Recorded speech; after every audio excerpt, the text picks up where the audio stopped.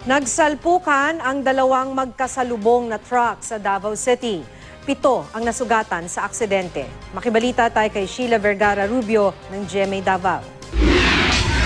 Naipit sa passenger seat ng naaksidenteng truck ang pastor na si Jezreel Hana Baringi. Sa tindi ng pagkakayupi ng unahang bahagi ng truck, inabot ng ilang oras bago natanggal ang biktima.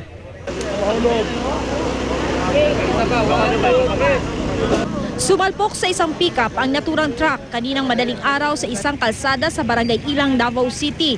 Lumalabas sa investigasyon na inagaw ng pickup ang lane ng truck matapos nitong mag-overtake ng isa pang sasakyan.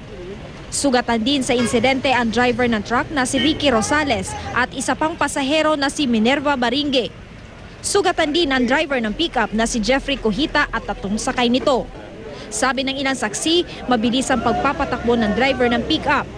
Tanaw na to og unsa pa mga laing mga kaso ani maliban sa reckless imprudence resulting to damaged property at serious injury. Hindi pa nakapagbibigay ng pahayag ang mga driver at kanilang mga pasahero na pare-pareho ngayong ginagamot sa ospital. Sheila Vergara Rubio, Nagbabalita, Pilipinas.